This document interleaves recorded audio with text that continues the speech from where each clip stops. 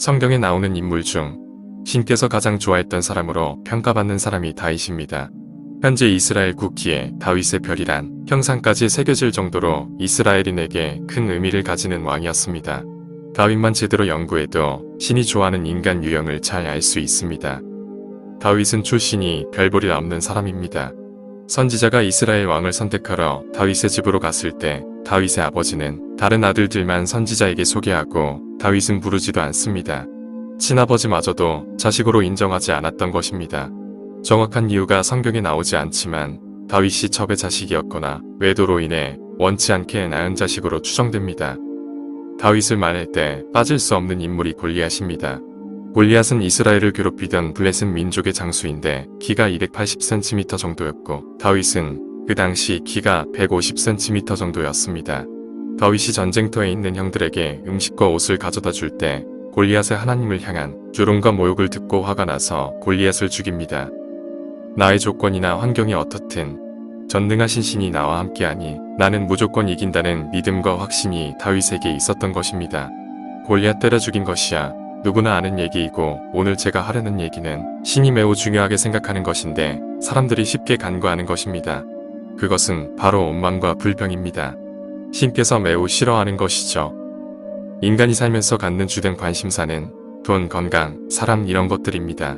그러나 하나님의 주된 관심사는 인간과 함께 살아갈 천국에서의 삶입니다.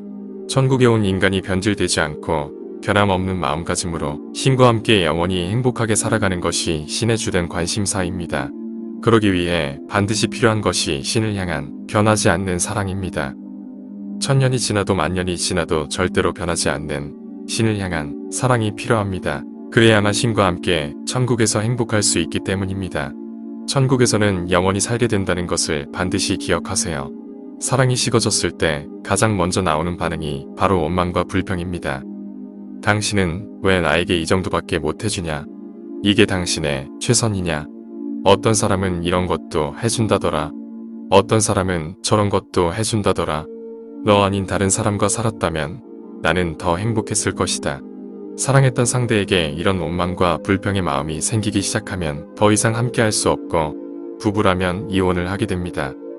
성경의 여러 부분에서 신과의 만남을 결혼으로 비유합니다. 천국에 간 인간이 신을 향한 사랑의 마음이 식어지면 원망과 불평이 시작되고 그러면 신과 함께 행복하게 살아가는 것은 불가능합니다. 그래서 원망과 불평은 나를 파괴시키는 악의 근원인 것입니다. 다윗은 신을 향해 절대로 원망이나 불평을 하지 않았던 사람입니다. 비참한 상황과 고달픈 환경에 있어도 절대로 원망과 불평을 하지 않았습니다. 다윗이 골리앗을 죽이자 이스라엘 왕이었던 사울은 다윗을 자신의 딸과 결혼시켜 사위로 맞습니다. 그런데 이 왕은 시기와 질투가 많은 사람이라 백성들이 다윗을 좋아하자 자신의 왕위를 빼앗길 수도 있다고 생각해 다윗을 죽이려 합니다.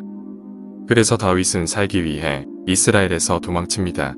신의 백성인 이스라엘을 적들로부터 구해줬는데 보상은커녕 살기 위해 도망쳐야 했습니다. 어떤 날은 이스라엘과 대립하였던 나라의 왕을 만났는데 왕의 신하들이 다윗은 사울 왕보다 더 위협적인 존재라는 말을 하고 그 말에 불안을 느낀 다윗은 지혜를 발휘해 미친 척하여 자신을 무시하게 합니다. 사무엘상 21장 12에서 15절. 다윗이 이 말을 그 마음에 두고 가드왕 아기스를 심히 두려워하여 그들의 앞에서 그 행동을 변하여 미친 체하고 대문짝에 그적거리며 침을 수염에 흘리매 아기스가 그 신하에게 이르되 너희도 보거니와 이 사람이 미치 광이로다. 어찌하여 그를 내게로 데려왔느냐? 내게 미치 광이가 부족하여서 너희가 이 자를 데려다가 내 앞에서 미친 짓을 하게 하느냐? 다윗은 최대한 미친 척하며 발악했습니다. 그래야 살아날 확률이 높아지니까요. 그 모습을 본 사람들은 욕을 하며 당장 나가라고 다윗을 쫓아냅니다. 다행히 다윗은 목숨을 보존하고 그곳을 떠납니다. 우리가 주목해야 할 부분이 바로 여기인데 미친 척으로 위기를 모면한 다윗은 신을 찬양하기 시작합니다. 그때 하나님을 찬양하던 노랫말이 시편 34편입니다. 내가 여호와를 항상 송축하며 그를 송축함이 내 입에 계속하리로다. 내 영혼이 여호와로 자랑하리니 곤고한 자가 이를 듣고 기뻐하리로다. 나와 함께 여호와를 광대하시다 하며 함께 그 이름을 높이세. 내가 여호와께 구함에 내게 응답하시고 내 모든 두려움에서 나를 건지셨도다. 사람들에게 온갖 모욕과 치욕을 당하고도 다윗은 원망과 한탄을 하는 게 아니라 신을 향해 기쁨과 사랑을 표현합니다.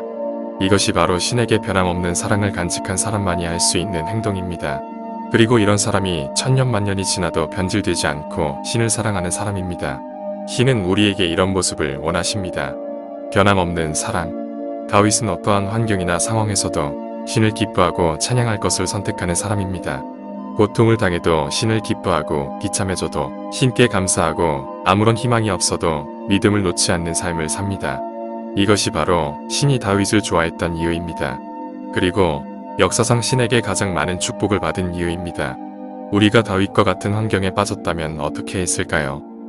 아마도 이런 말들을 하지 않았을까요?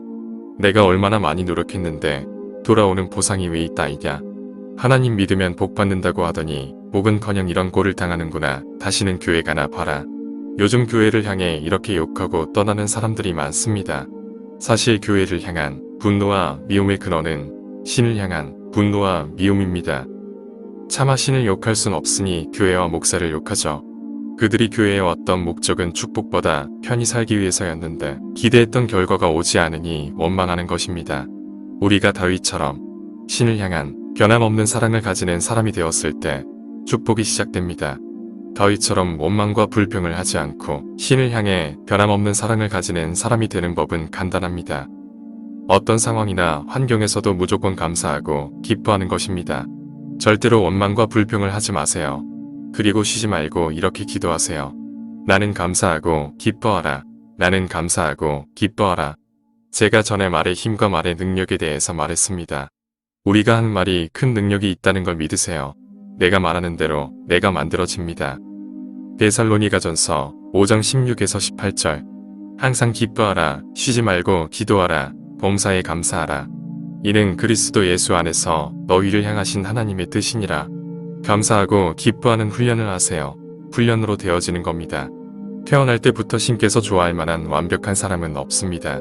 신이 좋아하는 인간은 시련과 연단을 통해 만들어지는 것입니다.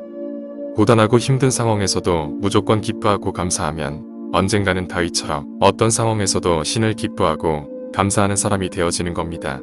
그 수준이 빨리 되어지면 빨리 축복받는 것이고 늦어지면 늦게 축복받는 것입니다. 죽는 날까지 원망과 불평을 입에 달고 살면 평생 축복도 못 받고 죽어서는 천국에도 못 갑니다.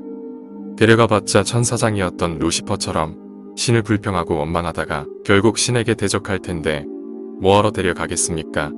저 같아도 안 데려가겠습니다. 그러니 무조건 감사하고 기뻐하는 사람으로 자신을 변화시키세요.